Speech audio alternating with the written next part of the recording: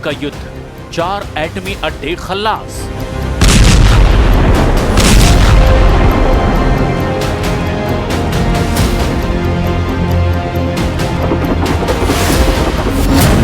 दो दिन का युद्ध, 40 टॉप कमांडरों का सफाया।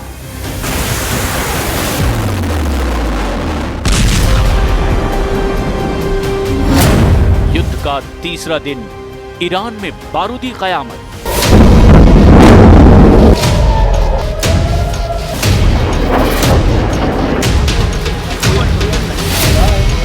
इजराइल ने 200 जंगी जेट से ईरान में बारूद बरसाया। जवाब में ईरान ने 200 बैलिस्टिक मिसाइलों की बौछार की।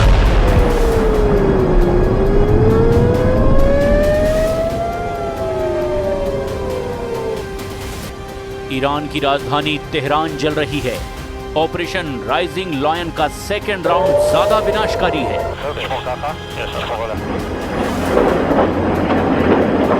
नेतन्याहू युद्ध को जल्द से जल्द खत्म करने के मूड में हैं। वहीं ईरान भी झुकने को तैयार नहीं। जबरदस्त जंग छिड़ी हुई है। हर तरह के हथियार चलाए जा रहे हैं। इजराइल के रक्षा मंत्री ने खामनेई को धमकी दी है कि अगर ईरान के मिसाइल हमले नहीं रुके तो तेहरान को जलाकर राख कर दिया जाएगा। इतना ही नहीं, ईरान का एक भी परमाणु अड्डा इजराइल अब सही सलामत नहीं रहने देगा।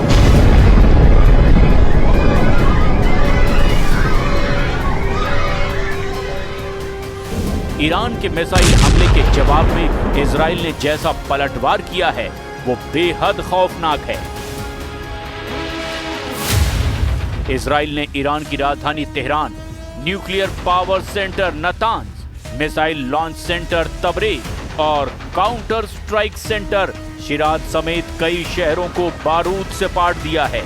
एपी की रिपोर्ट के मुताबिक ईरान की सरकारी न्यूज एजेंसी ने दावा किया है कि फोर्डो एटमी प्लांट के पास 2 धमाके हुए हैं। जानकारी के मुताबिक ईरान का ये न्यूक्लियर ठिकाना जमीन के सैकड़ों मीटर नीचे है।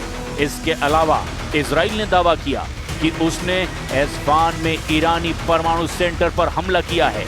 ईरान की आधिकारिक IRNA समाचार एजेंसी ने बताया कि पूर्वी अजरबैजान प्रांत में तबरीज के पास में एक रडार स्टेशन पर भी हमला हुआ है। पूर्वी अजरबैजान में ईरान के 11 आर्मी बेस पर हमला हुआ और इसमें 18 लोग मारे गए।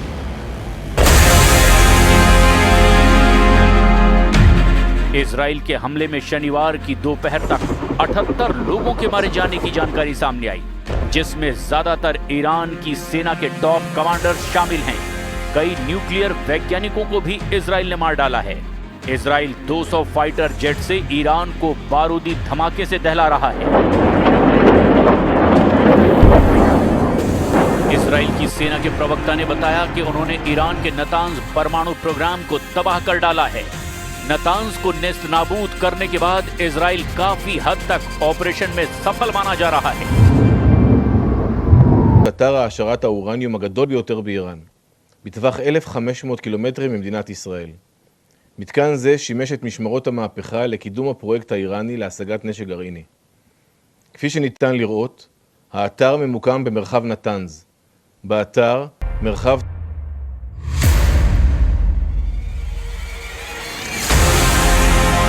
ईरान में बारूदी कोहराम मचाने के बाद भी इजराइल ने ऐलान किया है कि ये तो सिर्फ ट्रेलर है। नेतन्याहू का अल्टीमेट गोल ईरान की पूरी परमाणु पावर को बर्बाद करने का है। अब तक इजराइल के बारूदी प्रहार से ईरान के 4 एटमी साइट पर तहलके का अपडेट है। रिपोर्ट्स के मुताबिक इजराइल ने ईरान की कम से कम 4 परमाणु साइटों पर हमला किया है। पहला नतांज, जहां ईरान का सबसे बड़ा यूरेनियम एनरिचमेंट प्रोग्राम चल रहा है। नतांज में 14,000 सेंट्रीफ्यूज से 60% तक यूरेनियम संवर्धन किया जा रहा है। इजराइल ने इस एटमी सेंटर के ऊपरी हिस्से को बम धमाके से उड़ा दिया है। नतांज में पावर सप्लाई ठप हो गई है, जिससे एटम बम के सेंट्रीफ्यूज को भारी नुकसान पहुंचा है। इसी तरह इजराइल ने फोर्डो यूरेनियम एनरिचमेंट फैसिलिटी को भी बमबारी से दहला दिया है। पहाड़ी इलाके में बने इस एटमी सेंटर में 2200 सेंट्रीफ्यूज के साथ 60% तक यूरेनियम संवर्धन हो रहा है। ईरान ने दावा किया है कि इस पर हमला हुआ, जबकि इजराइल ने फोर्डो पर हमले से साफ इनकार कर दिया। असल में फोर्डो एटमी सेंटर पर 2016 में ईरान ने S-300 मिसाइल सिस्टम तैनात कर रखा है, जिससे यहां पर हमला करना आसान नहीं है। उधर एस्फान न्यूक्लियर साइट पर भी ईरान ने हमले का आरोप लगाया, जबकि इजराइल ने इसकी पुष्टि नहीं की है।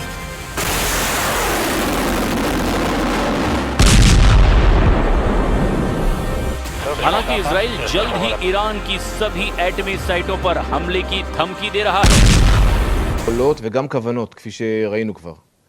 צה"ל פעל באיראן והפתיע. זה חלק מהסיבות שלא בוצע ירי לעבר ישראל של טילי קרקע עד כה.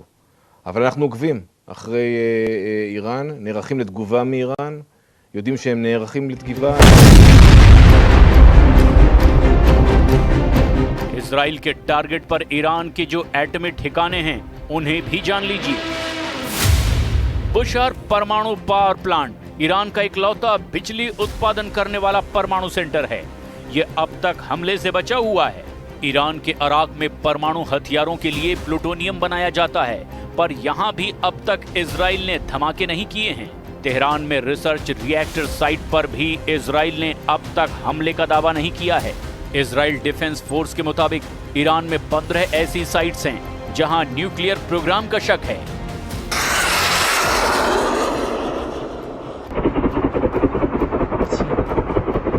ये सब के सब नेतन्याहू के टारगेट पर हैं।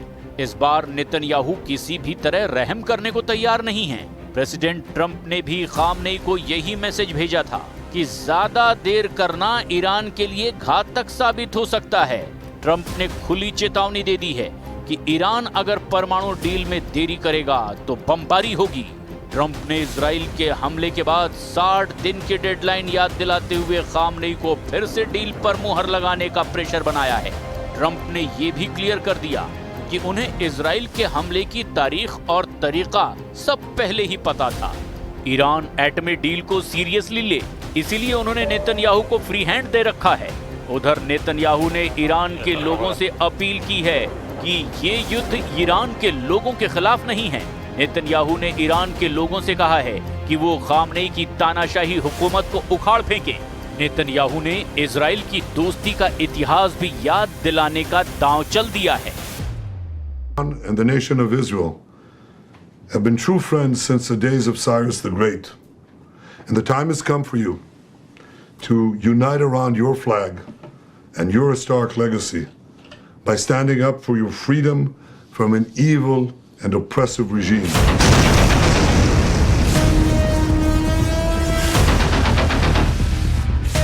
टाइम्स ऑफ इजराइल के मुताबिक अमेरिकी अधिकारियों ने कहा कि सुपर पावर के एयर और नेवल डिफेंस सिस्टम ने ईरान की बैलिस्टिक मिसाइलों को ढेर कर दिया है।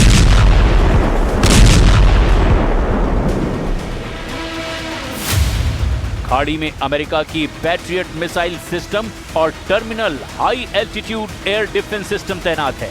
पूर्वी भूमध्य सागर में नौसेना के विध्वंसक ने भी इजराइल की ओर बढ़ रही ईरानी मिसाइलों को मार गिराया है। ईरान के हमलों के जवाब में यूएस नेवी की बैटलशिप एक्शन मोड में दिखाई दे रही है।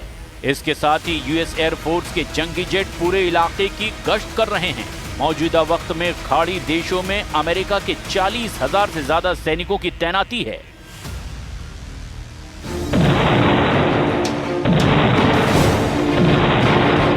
अमेरिका ने अब तक ईरान के खिलाफ मिलिट्री ऑपरेशन का औपचारिक ऐलान नहीं किया है, लेकिन ट्रंप की धमकियां ये साफ कर रही है कि वो किसके साथ इस वक्त मजबूती से खड़े हैं। ऐसे में अमेरिका को युद्ध में सीधे आने में देर भी नहीं लगेगी। फिलहाल सुपर पावर इजराइल को पूरी छूट देकर ईरान को सबक सिखाने का मौका दे रहे हैं। इसके लिए इजराइल नए तरीके से ईरान पर हमले का मिशन ऑन कर चुका है। जंगी जेटों के बाद ईरान पर इजराइल की डॉल्फिन क्लास सबमरीन का तूफानी हमला हो सकता है। इजराइल की डॉल्फिन क्लास पनडुब्बियां साइज में जितनी बड़ी हैं, उतना ही साइलेंट अटैक करती हैं। डॉल्फिन क्लास सबमरीन का साइलेंसिंग सिस्टम और स्टेल्थ डिजाइन इन्हें सबसे घातक बनाता है। ये पनडुब्बी कई ऐसे हाईटेक सिस्टम से लैस है जो किसी भी दुश्मन की जागती आंखों को भी चकमा दे सकते हैं। AIP तकनीक यानी एयर इंडिपेंडेंट प्रोपल्शन से पनडुब्बियां सतह पर आए बिना ही कई दिन तक पानी के नीचे रहकर हमला कर सकती हैं। इजराइल डॉल्फिन क्लास पनडुब्बी से ईरान के खिलाफ गुप्त ऑपरेशन शुरू करने का सिग्नल दे चुका है। इजराइल जैसी तैयारी कर रहा है, ईरान भी उतने ही सधे प्लान बना रहा है। सुप्रीम लीडर अली खामनेई ने ईरान के सैन्य बल को ऑर्डर दिया है कि ये युद्ध ईरान जैसा चाहेगा उसी तरह खत्म करेगा। خطای بزرگی کرد، غلطی کرد و عواقب او رو بیچاره خواهد کرد به توفیق علم.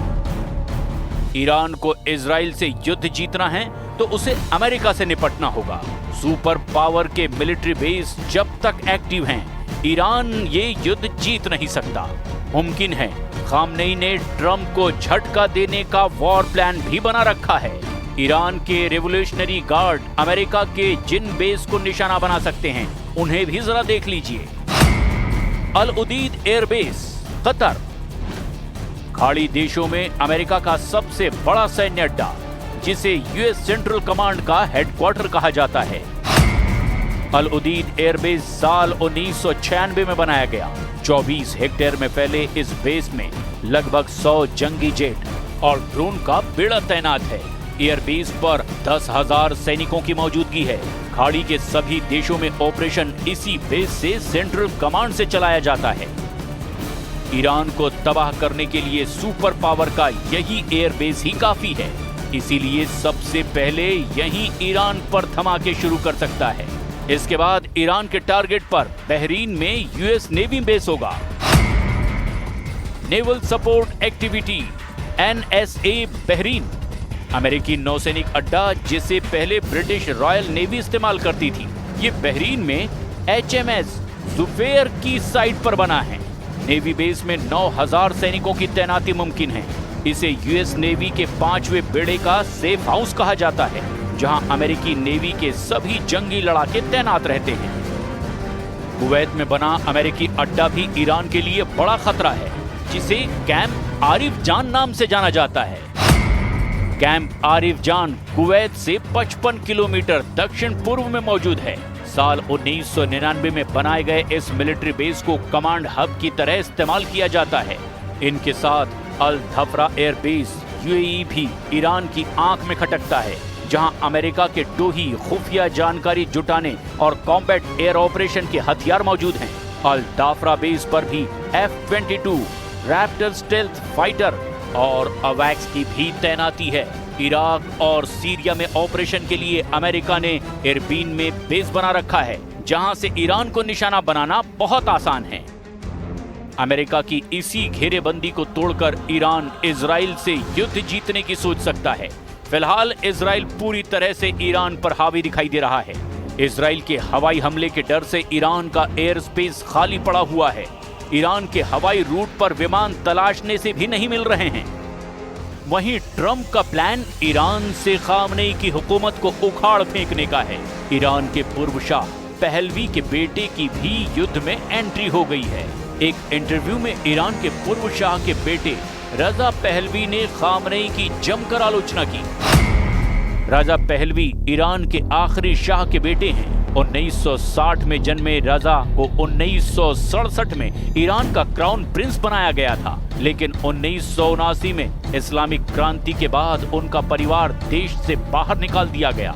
इसके बाद शाह पहलवी को ईरान में घुसने ही नहीं दिया गया, लेकिन रजा पहलवी ने नेशनल काउंसिल ऑफ ईरान नाम का एक संगठन बनाकर खामनेई का विरोध जारी रखा। इजराइल के ईरान पर हमले के बाद रजा पहलवी मुखर होकर खामनेई के खिलाफ विद्रोह का ऐलान कर रहे हैं। 2023 में रजा ने इजराइल का दौरा करके नेतन्याहू से मुलाकात की थी। ईरान पर हमले के बाद नेतन्याहू ने भी ईरान इजराइल के पुराने संबंधों का हवाला देकर खामनेई के खिलाफ ईरान के नागरिकों को भड़काने का दांव चला। रजा पहलवी ईरान के लोगों को खाड़ी के बाकी देशों की कहानी सुनाकर खामनेई के खिलाफ खड़ा कर रहे हैं, लेकिन ये कोशिश कितनी कामयाब होगी ये बताना बहुत मुश्किल है। जो बात साफ है वो ये कि ईरान इजराइल के हमले का करारा जवाब देगा। इस युद्ध में जिसने भी इजराइल का साथ दिया उसे भी ईरान से लोहा लेना होगा। हालांकि युद्ध का रिमोट व्हाइट हाउस में है, जहां ट्रंप के दबाए बटन से तेहरान में बारूद बरस रहा है। ट्रंप की बात ईरान ने जल्द नहीं मानी तो एटमी धमाके कोई नहीं रोक पाएगा।